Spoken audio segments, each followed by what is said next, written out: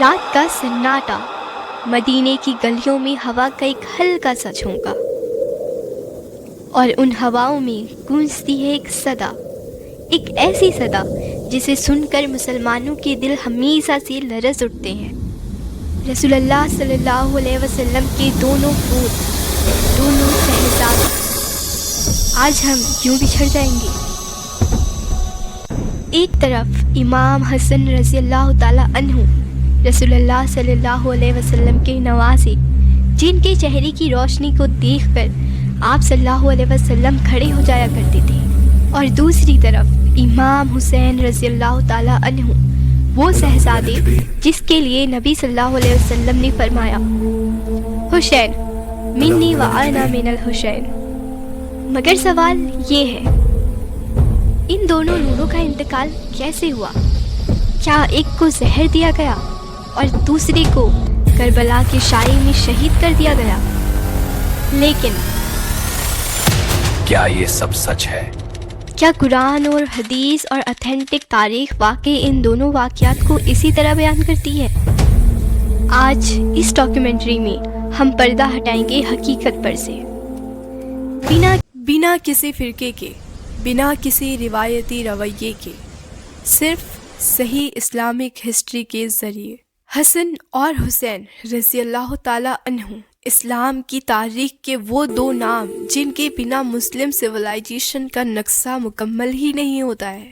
ان دونوں کی زندگی، رسول اللہ صلی اللہ علیہ وسلم کی گود میں تربیت، ان کی عبادت، ان کی عظمت اور ان کا خدا سے رشتہ، مگر ساتھ ہی ان دونوں کے انتقال کا واقعہ اسلام کی تاریخ کا سب سے دکھ بھرا واقعہ۔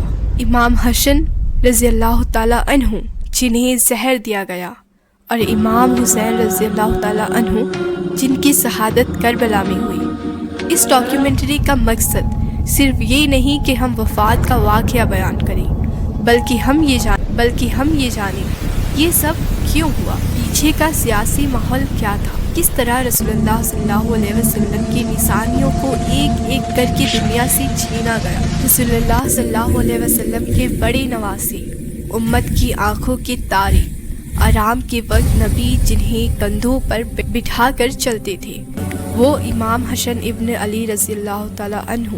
ان کی زندگی میں سکون اور امن تھا، مگر ان کا انتقال بہت سخت، بہت دردناک۔ کیا واقعی زہر دیا گیا تھا؟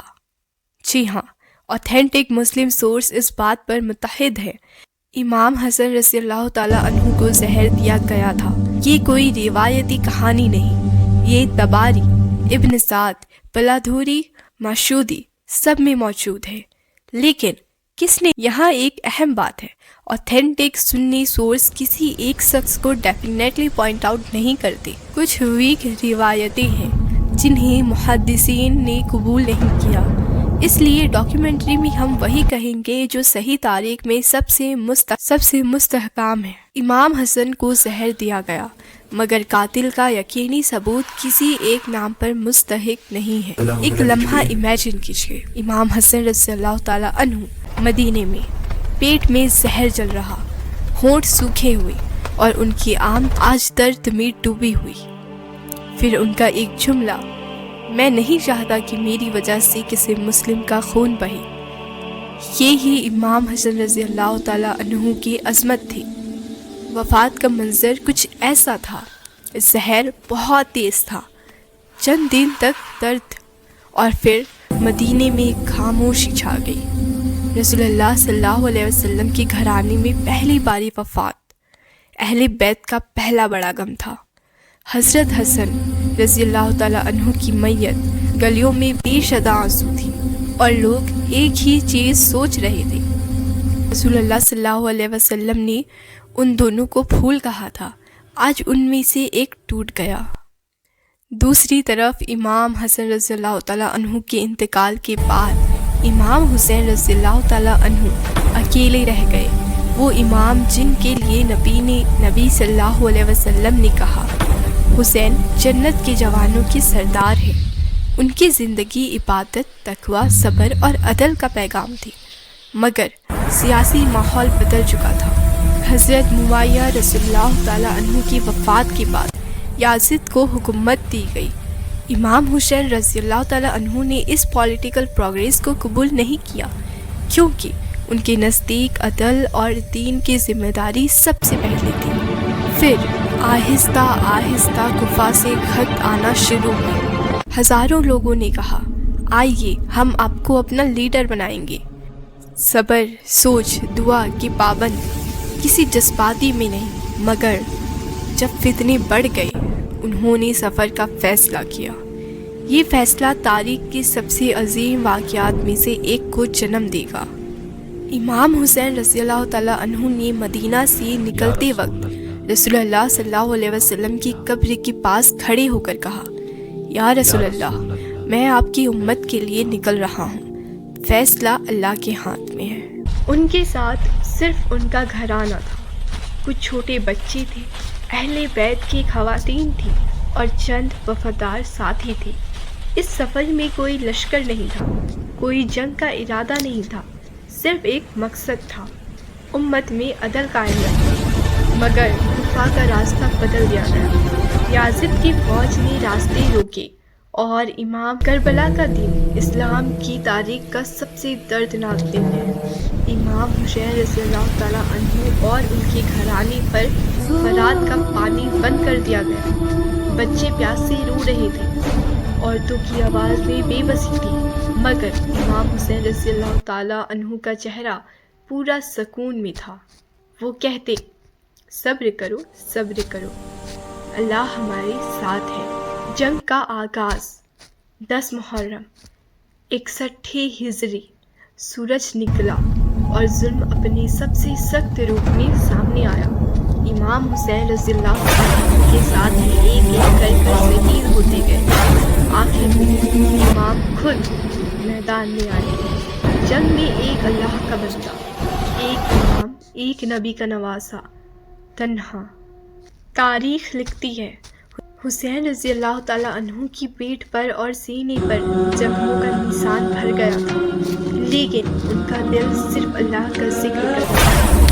آخر میں ان پر ایک ظالم نے وار کیا اور زمین کربلا پانی کی طرح خون سے بھر گئی۔ امام حسین رضی اللہ تعالیٰ عنہ زمین پر گر گئے۔ آسمان کی طرف دیکھا اور ان کے ہونٹوں سے آخری جملہ نکلا، الہی راضی ہوں، صبر کیا اور تجھے ہی ملنے آ رہا ہوں۔ اس کے بعد رسول اللہ صلی اللہ علیہ وسلم کے نواسی شہید ہو گئے۔ زمین لرز اٹھی، آسمان کا رنگ بدل گیا۔ کوفہ اور شام دونوں میں خاموشی چھا گئی۔ اہل بیت کی عورتیں قید کر لی گئی، بچے رو رہے تھے۔ زینب رضی اللہ تعالیٰ عنہ کی آواز میں درد بھری ایک چیخ تھی، یا محمد، آپ کا حسین شہید کر دیا گیا۔ اسلام کا سب سے بڑا امتحان اس دن ہوا۔ ایک طرف امام حسن رضی اللہ تعالیٰ عنہ جو زہر کے درد میں تھے، دوسری طرف امام حسین رضی اللہ تعالیٰ عنہ پیاس کے درد میں، مگر دونوں کا درد ایک ہی چیز سے جڑا تھا۔ رسول اللہ صلی اللہ علیہ وسلم کے گھرانے نے کبھی اپنی ذاتی دکھوں کو اسلام کے راستے میں رکاوٹ نہیں بننے دیا۔ امام حسن رضی اللہ تعالیٰ عنہ نے خون کی گردش روکنے کے لیے، غرض کے فتنے کو ختم کرنے کے لیے صبر کیا۔